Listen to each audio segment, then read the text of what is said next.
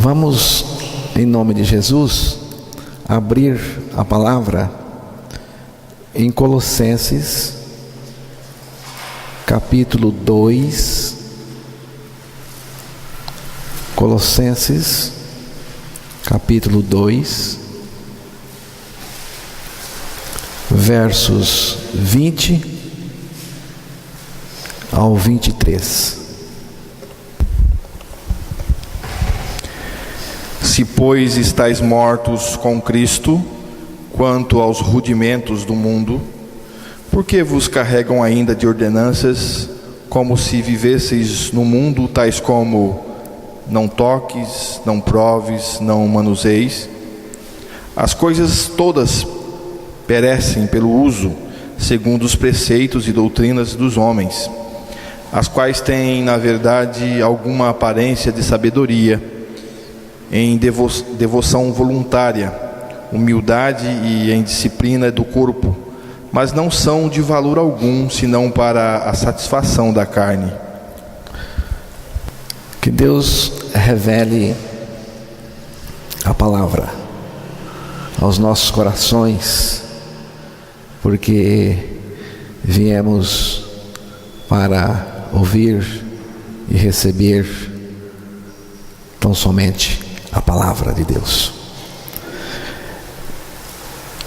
O apóstolo Paulo começa levantando uma suspeita e também faz uma afirmação ao mesmo tempo. No verso 20: se morrestes com Cristo. Se morrestes com Cristo. Versículo 20.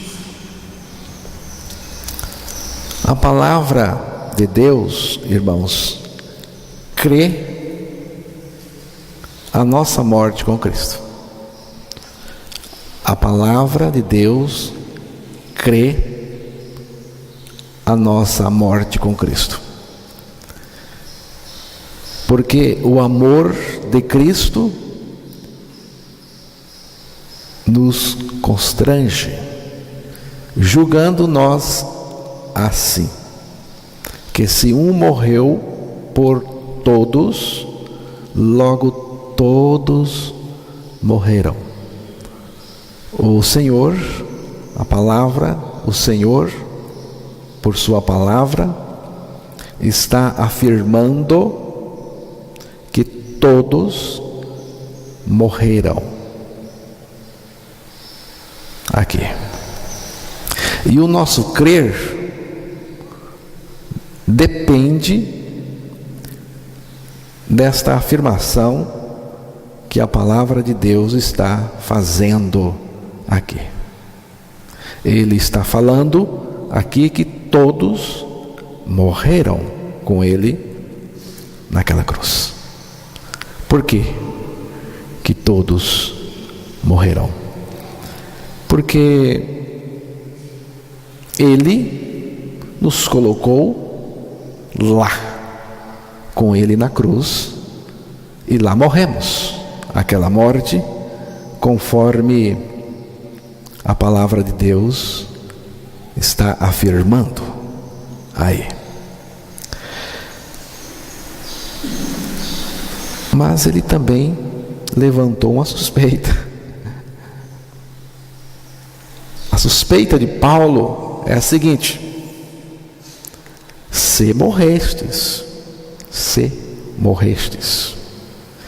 será que vocês estão crendo de fato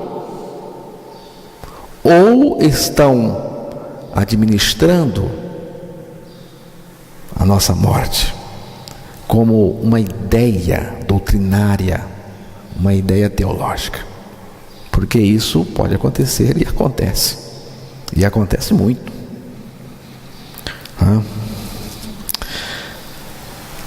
E o que faz funcionar, irmãos, de fato a nossa vida, é esse morrestes com Cristo. Morremos para Cristo viver em nós. Morremos para que Cristo se torne em nós a nossa vida. Mas, ao morrermos crucificados com Cristo, também, informou o apóstolo, morremos para os rudimentos do mundo. E agora, mortos para os rudimentos do mundo, o que vai produzir santidade em nós, irmãos, é a vida de Cristo e não o comportamento religioso ditado pelas ordenanças, regras e proibições religiosas. Todas essas coisas, irmãos, aí chamadas de rudimentos do mundo, são inventadas pela própria pessoa e não tem nenhum poder contra a carne, a sensualidade. Aí você pode até repetir o versículo 23. As quais têm, na verdade, alguma aparência de sabedoria, em devoção voluntária, humildade e em disciplina do corpo, mas não são de valor algum, senão para a satisfação da carne. Não tem valor algum, e essa carne que aparece aí, a outra versão diz sensualidade. O que é isto, irmãos? É a velha natureza. Você não precisa pensar em outra coisa. É a velha natureza. Essa tentativa religiosa de dominar o que está fora, irmãos, não funciona para dentro da pessoa. Não funciona. Existe grupo, irmãos, que desenvolve um controle rígido sobre o corpo. Existem pessoas que nem se divertem com medo de pecar. Tem indivíduo que faz voto de silêncio, tentando não cometer o pecado. Tem pessoa que se priva, e na privação ela acha que vai ser liberta do pecado.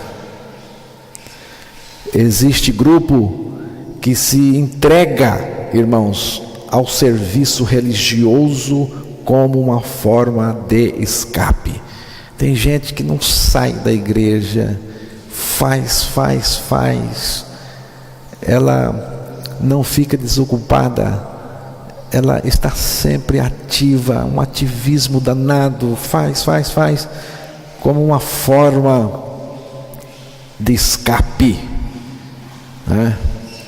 Mas eu quero dizer para vocês uma coisa muito importante: só tem uma coisa que funciona: a nossa morte com Cristo, irmãos. Viu? Mas ela só funciona para aqueles que creem que estão crucificados conforme a palavra de Deus afirmou. Mortos com Cristo é o ponto de partida da genuína vida cristã. Viu? A morte com Cristo é o ponto de partida. Irmãos, se você começou de maneira diferente, a sua experiência é falsa. A obra de Deus na vida de uma pessoa tem duas portas, duas, uma de entrada e outra de saída. Se morrestes com Cristo, Essa é a porta de entrada. Se ressuscitastes com Cristo, Paulo falou mais adiante, é a porta de saída. A nossa morte com Cristo não é uma experiência banal e comum. Não é, não. Mortos com Cristo é uma experiência de fé e não uma compreensão teológica ou doutrinária apenas. Mortos para o pecado e vivos para Deus em Cristo Jesus. Irmãos, é a nossa condição verdadeira que Deus nos colocou. A única coisa que é eficaz contra a natureza pecaminosa da pessoa é a morte com Cristo. Morrer com Cristo é a necessidade absoluta para quem quer viver santidade verdadeira. Irmãos, a vida que vem da ressurreição não é legalista, não é cheia de regras, ordenanças e proibições. Esta vida que vem da ressurreição é Cristo vivendo em nós com toda santidade e pureza. Se você não tem santidade e pureza, saiba já que Cristo não está vivendo em você, porque Cristo não pode viver outra coisa que não seja pureza e santidade. Ser santo não se relaciona com usos e costumes, regras e proibições. Não tem nada a ver com comportamento religioso. Não tem, irmãos. Santidade também não tem nada a ver com manifestações carismáticas. Eu falo em línguas, eu prego bem, eu canto bem, eu oro, uma beleza. Nada disso significa santidade. Você pode ter e não ser santo. 1 Coríntios capítulo 1, verso 30.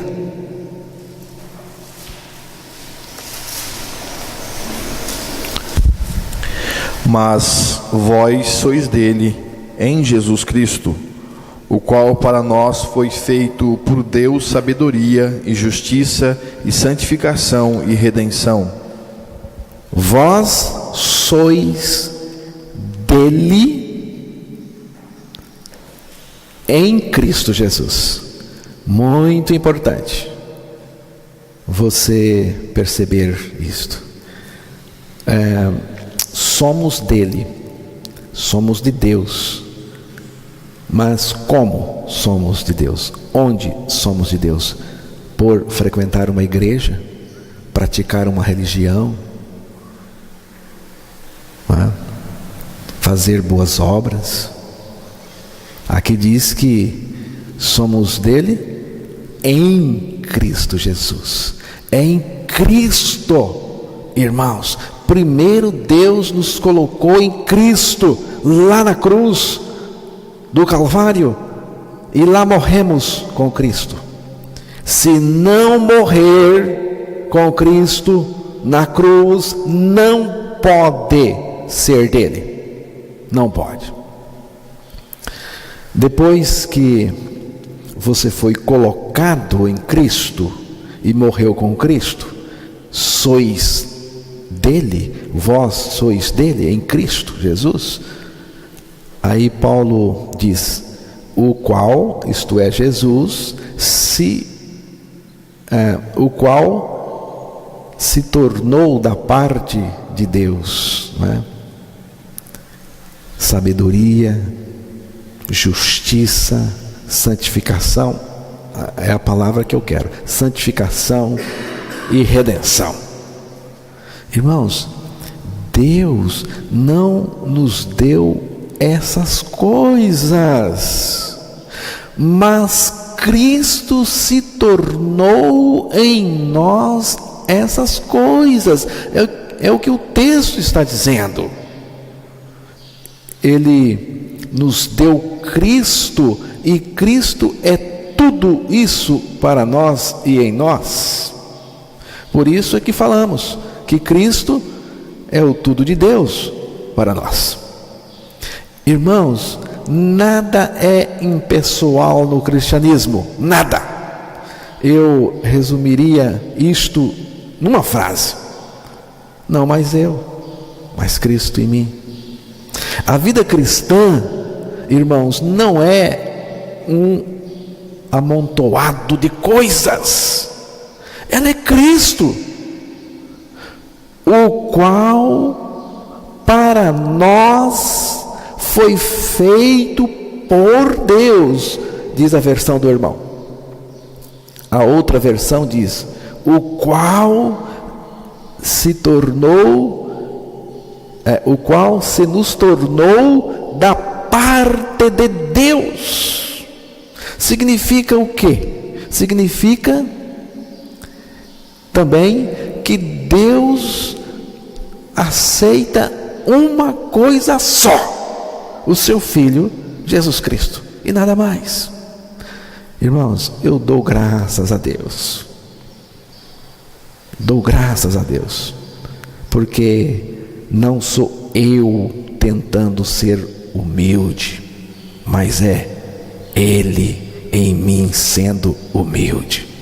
Não estou lutando para amar ninguém, mas ao invés disso, Ele, Cristo em mim, amando. Ele não me dá poder, Ele mesmo é o poder, é o meu poder. Ele é a minha santidade, irmãos. Ele é a nossa santidade. Nós só podemos ser santos pelo viver de Cristo em nós. E fora desse viver de Cristo em nós, é farisaísmo grosso. Gálatas capítulo 4, verso 19, vamos ouvir a leitura.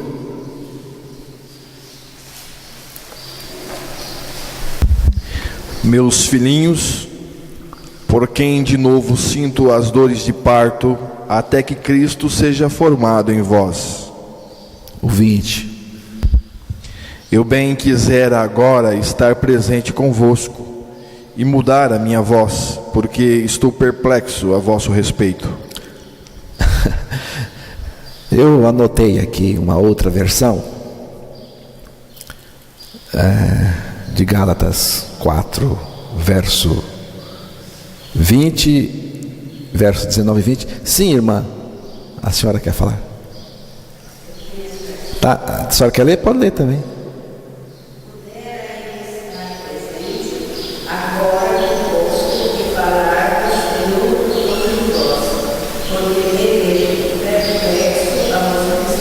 Exatamente, é um pouco diferente, muito boa também. Mas eu anotei aqui uma outra e gostaria que vocês prestassem atenção, tanto no verso 19 quanto no 20. O verso 19: meus queridos filhos. Paulo usa essa expressão porque foi ele que levou lá o Evangelho maravilhoso da graça de Deus. Meus queridos filhos, eu estou sofrendo por vocês como a mulher que tem dores de parto. Naquele tempo, parto doía muito. E continuarei sofrendo até que Cristo esteja vivendo em vocês. Até que Cristo esteja vivendo em vocês. Verso 20: como eu gostaria de falar, estar aí, para falar de modo diferente, né? Estou muito preocupado com vocês. Irmãos, essa é a dor de um pregador verdadeiro. Essa é a dor, esse é o sofrimento de um pregador autêntico, do autêntico Evangelho de Jesus Cristo. Quando Jesus não está vivendo nos crentes, é uma confusão danada. Deus me livre desse povo em que Jesus não vive nele. Quando Jesus não está vivendo nos crentes, é uma confusão. A evidência do novo nascimento, irmãos, é Cristo vivendo em nós em santidade total.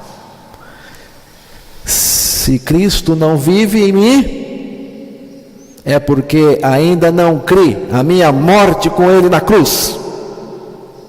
Essa é a dor do pregador do Evangelho. Paulo ouviu dizer que a dor do parto era muito aguda, e ele disse que estava sofrendo dor semelhante, e essa dor estava sendo causada nele pelos irmãos que Cristo não vivia neles. Paulo está aqui dizendo: eu olho para vocês e não vejo Cristo vivendo em vocês. Vocês precisam de Cristo vivendo em vocês. Cristo em vós. Irmãos, essa é a minha preocupação também. Essa é a minha preocupação também. Se Cristo não vive em você, a sua vida espiritual e tudo não vai funcionar. A sua vida espiritual não vai funcionar. Não tem jeito. Tudo vai estar bem, mesmo que esteja passando por momento difícil, quando Cristo está vivendo em nós.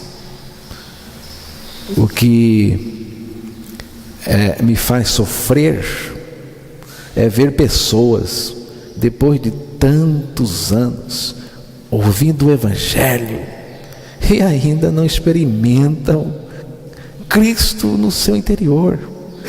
Aí dói. É aí que dói para o pregador verdadeiro, irmãos. E não é só o desejo do pregador que Cristo possa viver no ouvinte. Não é. É também o desejo do próprio Cristo, e é o desejo do Pai, porque o Pai, está escrito: aprove a Deus revelar seu Filho em mim. Por que Cristo não vive em muita gente? Por que Cristo não vive em muitos crentes confusos, chatos, encardidos? Por quê? Porque não morreu com Cristo e não foi liberto do pecado. Viu, irmãos? No pecado somos impróprios para recebermos Jesus Cristo, que é santo. É como aquela lixeirinha que se coloca na cozinha, e todo aquele lixinho que vai ajuntando se coloca nela. Mas você não vai colocar lá o leite da sua criança. Se colocar lá o leite, fica contaminado e perde-se tudo. O pecador, irmãos, é pior do que uma lata de lixo. Não estou ofendendo ninguém, só estou dizendo o que a palavra do Senhor diz. O pecador é pior do que uma lata de lixo, porque está cheio de um lixo muito pior, que é o pecado. E você acha que Deus vai colocar a vida do filho dele em cima da sua vida pecaminosa e contaminada? Em cima da vida do pecador? Tem gente que quer isso. Tem gente que quer que ele coloque a vida santa dele sobre a sua vida pecaminosa e contaminada pelo pecado. Mas Deus não faz isso, irmãos. Ele tem uma solução maravilhosa para nós. Para você, qual é a solução de Deus? Crucificar você com Cristo na cruz e substituir a sua vida pela vida de Cristo. Ele nos crucifica como velhas criaturas, contaminadas pelo pecado, e nos ressuscita numa nova criatura, na qual Ele mesmo vem viver a sua vida santa. Agora sim, Cristo vivendo em nós tem pureza, em abundância, tem santidade. Apocalipse 22, verso 14.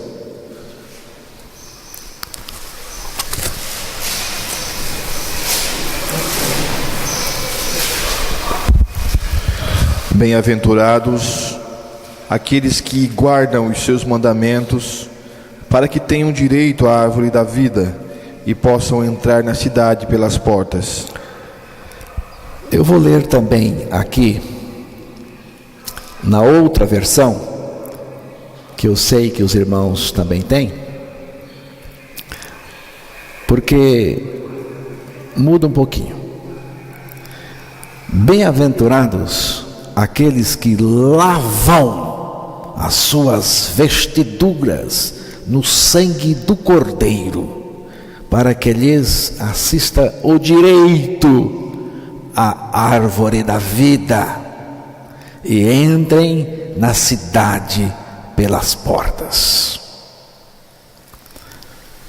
Irmãos, estamos vivendo num tempo de aberração teológica herética profunda. Defensores do pecado, pregadores defendendo o pecado, púlpitos enganosos, propondo que é no pecado que se vive e que mesmo assim Cristo pode viver em nós. Pregadores torpes, ensinando que o pecado não é impedimento para ir ao céu, para Cristo viver em nós. Vocês não creem nesses mentirosos e incrédulos. Incrédulos por quê? Incrédulos porque eles não creem no poder purificador do sangue do Cordeiro. Incrédulos porque não creem no poder santo da vida de Cristo numa nova criatura. Duvidam do poder libertador de Jesus. Protestam e detestam esta mensagem, esta verdade purificadora, o novo nascimento, o evangelho da nossa morte e ressurreição com Jesus. Eles vão morrer, irmãos, e vão para o inferno, porque jamais foram limpos do pecado. Se fossem, seriam contra o pecado, especialmente os seus próprios. Apocalipse, capítulo 3, verso 4.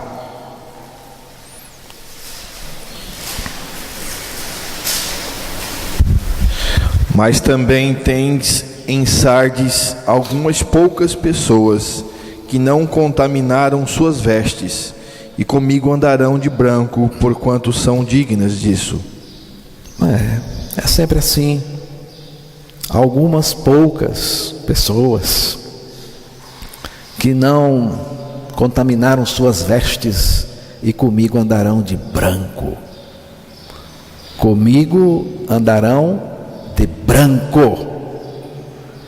O que é isto, irmãos? É a vida de Cristo em nós. Essa veste alva de santidade e pureza. Como você está andando? Como que você está andando? Manchado? Sujo? Contaminado? Ou na retidão absoluta da vida de Cristo? Na santidade de Cristo? Na pureza de Cristo? Apocalipse 7, verso 9. Depois destas coisas olhei, e eis aqui uma multidão a qual ninguém podia contar, de todas as nações e tribos e povos e línguas, que estavam diante do trono e perante o Cordeiro, trajando vestes brancas e com palmas nas suas mãos. Verso 13. E um dos anciãos me falou dizendo: estes que estão vestidos de vestes brancas, quem são e de onde vieram? 14. E eu disse-lhe: Senhor, tu sabes. E ele disse-me: estes são os que vieram da grande tribulação e lavaram as suas vestes e as branquearam no sangue do Cordeiro. Quem são estes de vestes brancas? De onde vieram?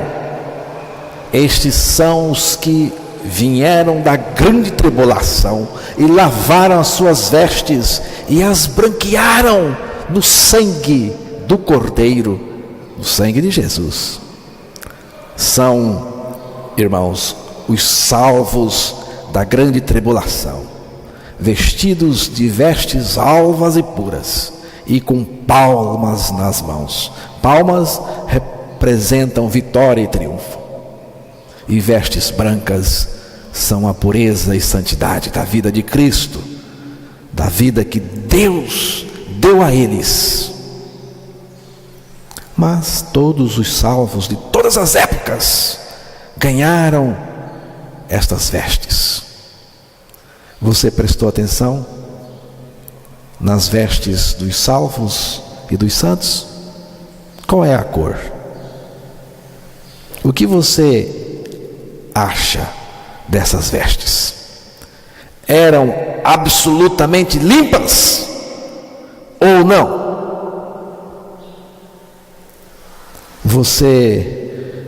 Você acha que essas vestes eram absolutamente limpas ou mais ou menos?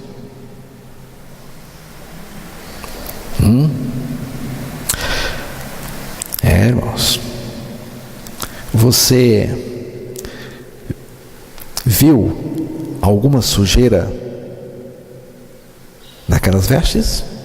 Você viu aí alguma mancha? Estão bem limpas? Havia algum porcalhão lá? Você viu algum porcalhão lá? Algum sujão lá?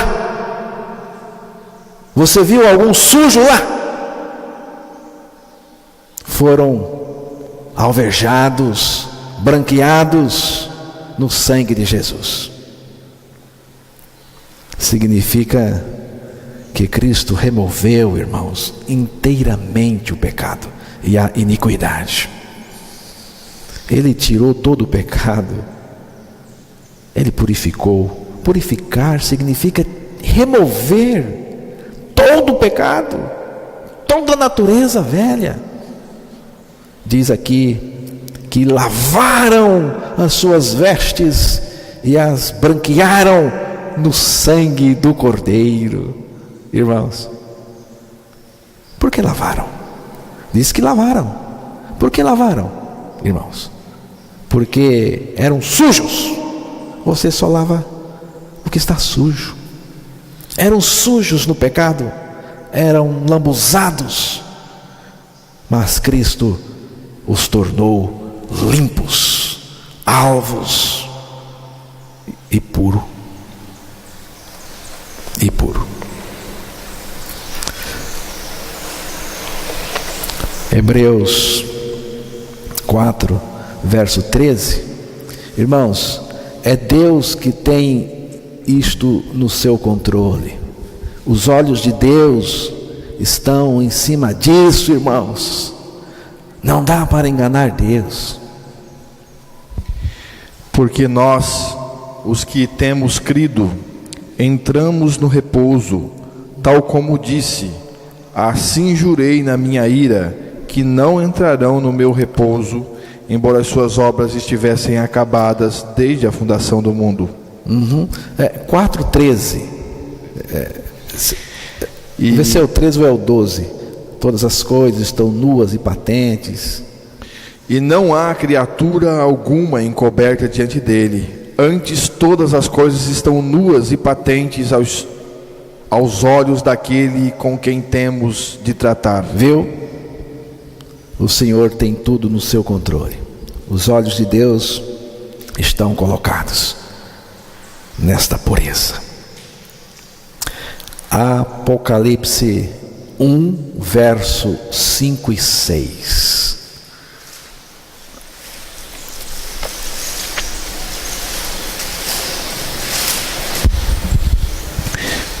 E da parte de Jesus Cristo, que é a fiel testemunha, o primogênito dentre os mortos e o príncipe dos reis da terra, àquele que nos amou e em seu sangue nos lavou dos nossos pecados e nos fez reis e sacerdotes para Deus e seu Pai, a Ele a glória e poder para todo sempre. Amém. Aquele que nos amou e em seu sangue nos lavou, nos purificou, como diz a outra versão, dos nossos pecados. Que coisa bonita e maravilhosa, irmãos.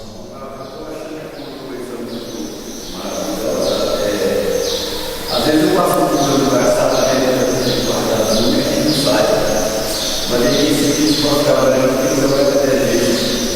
O Jesus é diferente, ele lava uma escultura, está suja e limpa, fica algo até e ela vai passando. É verdade. É uma obra maravilhosa, grandiosa de Deus. Coisa grandiosa, irmãos. Eu fico fascinado por isso, porque só Deus pode fazer isso. E purificar, como disse o irmão, é tirar mesmo todo o pecado, toda a iniquidade, toda a velha natureza. Lavar, irmãos, é ficar limpo de tudo isso. Ficar limpo do pecado significa que Cristo tirou o pecado, Ele não deixou nada do pecado dentro de nós. Ele fez isso através da nossa morte e ressurreição juntamente com Ele. Ele fez isso, irmãos, porque Ele nos ama. Você viu porque Ele te lavou, porque Ele te purificou? Ele fez isso porque Ele ama. Ele ama. Eu também já fui um sujo, porcalhão, mas Ele me amou, me salvou, libertou e purificou. Por causa do seu amor, irmãos, Deus nos pegou com a sua graça soberana, nos atraiu para Ele na cruz, nos identificou no seu corpo, nos fez morrer com Ele, com a nossa imundície, e na sua ressurreição nos vestiu de vestes alvas de santidade. Jesus nos recebeu, irmãos, com pecado e tudo nele na cruz, para nos libertar, a fim de viver em nós a sua vida santa. Jesus nos recebeu lá, com sujeira e tudo, e para nos libertar de tudo isso. Na cruz, Jesus nos libertou do pecado, mas Ele não pode viver em nós com pecado, irmãos. Na cruz Ele nos recebeu com pecado, com todos, mas Ele não pode viver em nós com pecado. Ele já nos recebeu nele para nos livrar do pecado. Hebreus capítulo 12, verso 4. Ainda não resististes até o sangue, combatendo contra o pecado. Hebreus 12, 14? Segui a paz com todos e a santificação, sem a qual ninguém verá o Senhor. Exatamente, irmãos. Sem santidade, né? Santidade é separado do pecado, é viver uma vida separada do pecado. E diz aí que sem santidade você não verá o Senhor, você não verá o Senhor revelado no seu interior, né? Se você nem vai vê-lo, como Ele poderá viver em você? Irmãos, se não é santo, não verá o Senhor. Se não é santo, o Senhor não viverá em você. Se não é santo, você irá para o inferno. Se não é santo, você não irá para o céu. Se não é santo, você não entrará na Nova Jerusalém. Veja o que Jesus ofereceu de graça para a igreja de Laodiceia. Apocalipse 3, verso 18. Aconselho-te que de mim compres ouro provado no fogo, para que te enriqueças, e roupas brancas para que te vistas, e não apareça a vergonha da tua nudez, e que unjas os teus olhos com o colírio para que vejas. Aconselho-te que de mim compres roupas brancas, para se vestir. Você viu? Igreja suja. A igreja estava suja. Jesus está dizendo: você precisa de roupa limpa. Igreja suja, suja de pecado, contaminada e manchada. Suja, irmãos, aos olhos de Deus.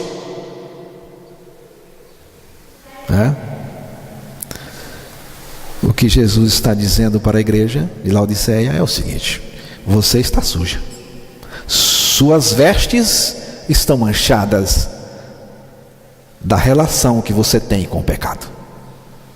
Você não é limpa, você não tem a minha pureza, você não tem a minha santidade. Você está precisando da minha roupa para se vestir. Você está precisando de roupas brancas e alvas, e eu tenho essa roupa para te dar.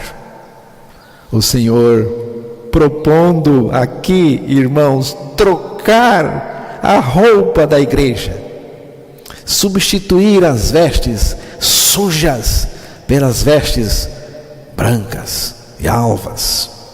É o novo nascimento. Eu quero trocar a sua roupa, eu quero trocar a sua vida pela minha vida, igreja de Laodiceia. Mas parece que Laodiceia não quis. E esta igreja representa o nosso tempo, viu? Igreja encardida pelo pecado e não quer nada com a pureza e a santidade de Cristo. Irmãos, na noite que antecedeu a crucificação de Jesus, Jesus em agonia orava intensamente, a ponto do seu suor tornar-se como grandes gotas de sangue que corriam até o chão. Então aí já aparece o seu sangue. Depois ele sangrou quando o soldado esbofeteou, fazendo com que o seu rosto ficasse desfigurado. Ele perdeu sangue quando foi chicoteado duramente e várias vezes. Ele perdeu sangue quando lhe foi dada uma cacetada na cabeça com um bordão. Ele perdeu sangue quando lhe foi enfiada uma coroa de espinho na sua cabeça. Ele sangrou um pouco mais quando recebeu os 3 pregos. Até que o soldado romano, para certificar que ele estava morto, enfiou-lhe uma lança de baixo para cima, rasgando o seu coração, e saiu mais um pouco de sangue. Saiu o resto do seu sangue misturado com água, e ali terminou o sacrifício. Ele perdeu todo o seu sangue pela expiação dos nossos pecados. Eis a fonte aberta para a purificação do pecado e da imundície. Eis a fonte aberta para remover o pecado e a impureza. Zacarias, capítulo 13, verso 1.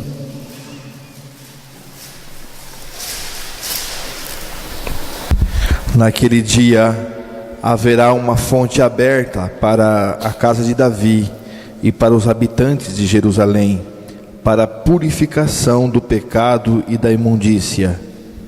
Naquele dia haverá uma fonte aberta para a casa de Davi e para os habitantes de Jerusalém, para a purificação do pecado e da imundície. Eis que a fonte aberta está, quem nela se purificar, sem manchas ficará. Sem manchas ficará, sem manchas ficará. Quem nela se purificar, sem manchas ficará. O sangue do meu Cristo tem poder para libertar. O pecador que a Cristo vem será salvo pela fé. Será salvo pela fé.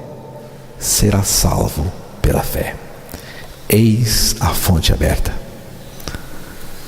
Quem nela se purificar, sem manchas ficará. Você crê nisto? Amém, irmãos?